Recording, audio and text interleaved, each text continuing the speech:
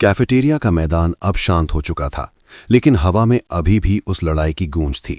ध्रुवांश, सिल्वी और कबीर आगे बढ़ चुके थे, लेकिन अनिकेत अभी वहीं रुका हुआ था। उसके चेहरे पर एक गंभीर जिम्मेदारी थी। अनिकेत ने अपनी जेब से फोन निकाला और एक नंबर डायल किया। दूसरी तरफ प्रिंसिपल के ऑफिस में बैठी माही ने तुरंत कॉल उठाया। वो फाइल्स में डूबी हुई थी, लेकिन उसका ध्यान अपनी टीम पर ही था। बोलो अनिकेत। माही की आवाज हमेशा की तरह प्रोफेशनल थी। वहां क्या चल रहा है? मुझे एक एनर्जी स्पाइक महसूस हुआ था। अनिकेत ने चारों तरफ नजर घुमाई, जहां स्टूडेंट्स अभी भी सहमे हुए खड़े थे। माही, यहां एक छोटा सा ड्रामा हो गया था, अनिकेत ने रिपोर्ट दी।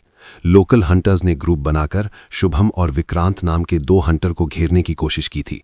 प्री मैच रिगिंग का मामला था। उसने अपनी आवाज थोड़ी धीमी की और ध्रुवांश ने बीच बचाव किया। उसने माही को थोड़ा प्यार से समझाया, लेकिन समस्या ये है कि हंटर ऑर्गेनाइजेशन का ड्रोन ठीक उसी वक्त आया जब ध्रुवांश ने उसे कॉलर से उठा रखा था। माही ने तुरंत स्थिति की गंभीरता को समझ लिया। मैं समझ गई, माही ने कहा। अगर ड्रोन ने सिर्फ वो क्लिप भेजी तो ऑर्गेनाइजेशन को लगेगा कि ध्रुवांश ने एक निहत्थे कंटेस्टेंट पर हमला किया है। ये उसके रिकॉर्ड के लिए खराब हो सकता है। अनिकेत ने सुझाव दिया। बिल्कुल, इसलिए मैं चाहता हूं कि तुम अभी के अभी कॉलेज के सर्वर रूम को हैक करो। मेरा मतलब है एक्सेस करो। यहां की सीसीटीवी फुटेज निकालो। उसमें साफ दिख जाएगा कि वो लीडर पहले शुभम को मारने की धमकी दे रहा था और ग्रुप हमला कर रहा था। पूरी क्लिप पूरे कॉन्टेक्स्ट के साथ एम्परर आरना को मेल कर दो। हो जाएगा। माही ने कीबोर्ड पर टाइप करना शुरू कर दिया। मैं पूरी रिपोर्ट के साथ सबूत भेज रही हूं ताकि ध्रुवांश पर कोई आंच ना आए। तुम लोग आगे बढ़ो। कॉल कट गया। ये थी एक टीम की असली ताकत। एक ने संभाला, दूसरे ने सबूत मिटाए या सही सबूत पेश किए। अनिकेत और विवेक अपना काम कर रहे थे, लेकिन उधर ध्रुवांश, सिल्वी और कबीर, ये तीनों अब उस गेट के बिल्कुल करीब पहुंच चुके थे जहां शुभम, कृति, प्रिया और ईशा खड़े थे। शुभम, कृति और प्रिया ये तीनों सन्न थे। वे हैरानी से अपनी आंखों के सामने खड़े इन 3 देवता समान लोगों को देख रहे थे। ध्रुवांश, जिसके चेहरे पर एक शांत गंभीरता थी, जैसे कोई राजा अपनी प्रजा को देख रहा हो। कबीर, जिसके चेहरे पर एक शरारती और चार्मिंग मुस्कान थी। और सिल्वी, जो अपनी ब्लैक साड़ी में बहुत खूबसूरत और अट्रैक्टिव लग रही थी, इतनी कि किसी की भी नजरें उस पर जम जाए। पहले तो शुभम और लड़कियां डर गए थे। आखिर इन्होंने अभी अभी 5 हंटर्स को हवा में उड़ाया था। लेकिन कबीर की वो बिंदास मुस्कान और रिलैक्स्ड बॉडी लैंग्वेज देखकर उनका डर थोड़ा कम हुआ। लेकिन इस ग्रुप में एक लड़की थी जिसे न डर लग रहा था न हैरानी हो रही थी। उसके चेहरे पर तो बस एक सुकून था, जैसे मुसाफिर को घर मिल गया हो। ईशा, वो ध्रुवांश को देख रही थी। सिर्फ देख नहीं रही थी, बल्कि अपनी आंखों से उसे पी रही थी। उसके होंठ कांप रहे थे और गालों पर एक ऐसी मुस्कान तैर रही थी जिसमें हजारों शिकायतें और बेइंतहा प्यार छिपा था। पास खड़ी कृति और प्रिया ने ईशा के चेहरे को देखा और हैरान रह गई। कृति ने मन ही मन सोचा, ईशा ये ऐसे क्यों मुस्कुरा रही है? ये तो कबीर से पहले भी मिल चुकी है, लेकिन तब तो ऐसी दीवानगी नहीं थी। आज इसकी आंखों में ये नमी, ये चमक, ये कुछ अलग है।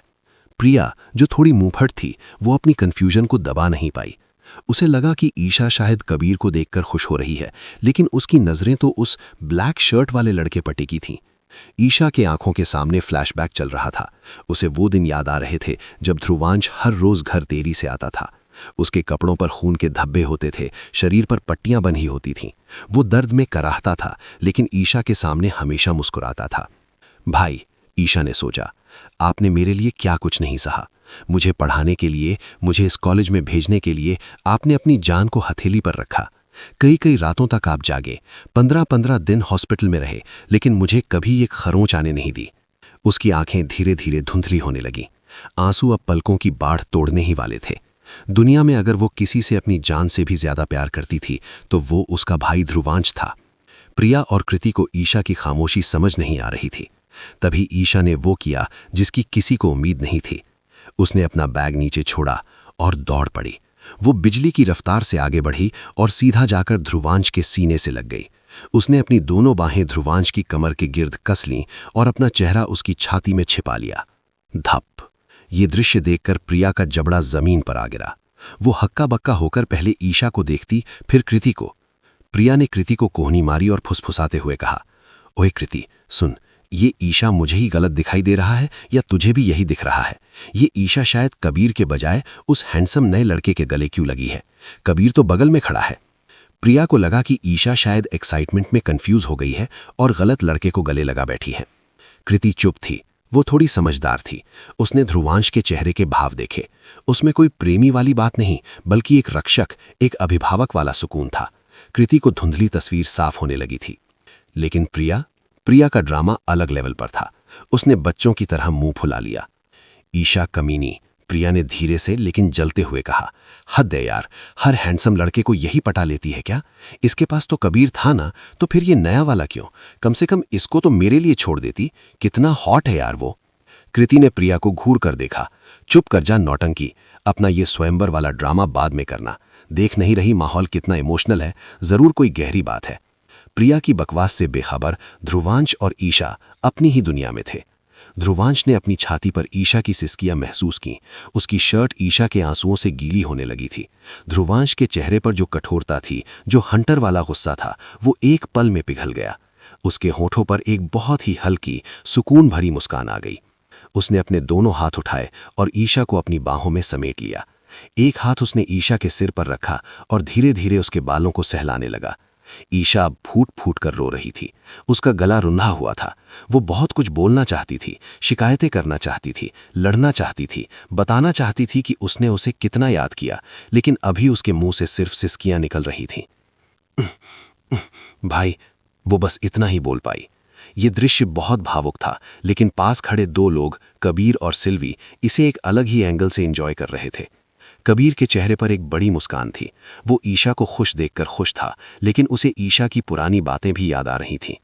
कबीर थोड़ा झुका और सिल्वी के कान के पास जाकर बहुत धीरे से फुसफुसाया। सिल्वी भाभी, जरा नज़ारा देखिए। कबीर ने आंख मारी। देखो कैसे रो रो कर चिपकी पड़ी है। और अभी कुछ दिन पहले मुझे फ़ोन पर क्या बोल रही थी कि ध्रुवांश भाई ने मुझे एक भी कॉल नहीं किया, मैसेज नहीं किया, मैं उनसे बात तक नहीं करूंगी, मैं बहुत नाराज़ हूं। सिल्वी ने मुंह पर हाथ रखकर अपनी हंसी दबाई। हाँ, मुझे भी कह रही थी कि भाई आएंगे तो मैं उनकी शक्ल नहीं देखूंगी, और अब देखो फेविकोल की तरह चिपक गई हैं। दोनों ने एक दूसरे को देखा और दबी हुई हंसी हंसने लगे। उन्हें लगा कि उन्होंने बहुत धीरे बोला है, सिर्फ उनके बीच की बात है। लेकिन वो भूल गए थे कि वो किसके बारे में बात कर रहे हैं। ध्रुवांश, एक पावरफुल हंटर, एक ऐसा शख्स जिसके सेंसेस राडार से भी तेज थे। वो तो मीलों दूर खड़े इंसान की धड़कन भी सुन सकता था। तो ये दो फुसफुसाते हुए जासूस क्या चीज थे? ध्रुवांश का हाथ अभी भी ईशा के सिर पर था, लेकिन उसकी गर्दन बहुत धीरे धीरे रोबोट की तरह कबीर और सिल्वी की तरफ घूमी। उसने ईशा को पकड़े पकड़े ही सिर्फ अपनी आंखों की पुतलियां घुमाई और उन दोनों को एक डेथ स्टेयर दी। इस घूरने का मतलब साफ था कि अगर एक शब्द और बोला तो यहीं टांग दूंगा। कबीर और सिल्वी की हंसी गले में अटक गई। वे दोनों तुरंत सावधान मुद्रा में खड़े हो गए, जैसे स्कूल असेंबली में खड़े हों। कबीर ने इधर उधर देखना शुरू कर दिया और सिल्वी अपनी साड़ी ठीक करने लगी। ध्रुवांश ने वापस ईशा की तरफ देखा। उसकी आंखों में अब शरारत और प्यार दोनों थे। उसने ईशा के सिर को थोड़ा जोर से थपथपाया और मजाकिया लहजे में कहा, बस कर पगली, कितना रोएगी? बाढ़ लाने का इरादा है क्या? ईशा ने सिर नहीं उठाया, बस और कसकर पकड़ लिया। ध्रुवांश हंसा। देखो, मैं तुम्हें पहले ही बता दे रहा हूं, तुम रोते हुए एकदम बंदरिया लगती हो, बिल्कुल लाल मुंह वाली बंदरिया। चुप हो जाओ अब, वरना लोग डर जाएंगे। ये सुनना था कि ईशा ने रोना बंद किया। उसने अपना चेहरा ऊपर उठाया। उसकी नाक लाल थी और गाल आंसुओं से भीगे थे, लेकिन होठों पर मुस्कान आ गई। उसने अपनी नन्ही मुट्ठी बनाई और ध्रुवांश के सीने पर एक हल्का सा प्यार भरा मुक्का मारा। धप। आप तो चुप ही रहिए भाई, ईशा ने अपनी गीली आवाज में शिकायत करते हुए कहा। बंदरिया होगी आपकी। फिर उसका दर्द बाहर आ गया। कहाँ थे आप? महीने हो गए, एक कॉल नहीं, एक मैसेज नहीं। मैं यहाँ पागलों की तरह इंतजार कर रही थी, और आप तो जैसे मुझसे पीछा छुड़ाना चाहते थे, है ना? तभी तो मुझे यहाँ होप कॉलेज भेज दिया, ताकि मैं दूर रहूं और आप अपनी मनमानी कर सकें। आपने मुझसे एक बार भी कांटेक्ट क्यों नहीं किया? ध्रुवांश का दिल पिसज गया। वो जानता था कि उसने ईशा को नजरअंदाज किया, लेकिन ये उसकी सुरक्षा के लिए जरूरी था। उसने अपने दोनों हाथों से ईशा के गालों को थाम लिया। उसने ईशा के गालों को हल्का सा खींचा, जैसे बचपन में करता था। पागल लड़की। ध्रुवांश की आवाज भारी हो गई। मैं सच में बहुत बिजी था ईशा, बहुत कुछ चल रहा था। उसने ईशा की आंखों में सीधे देखा। और तुझे लगता है कि मैं तुझसे पीछा छुड़ाना चाहूंगा? बेवकूफ। ध्रुवांश की आंखों में भी नमी उतर आई। इस पूरी दुनिया में फैमिली के नाम पर तुम और माँ ही तो हो मेरे पास।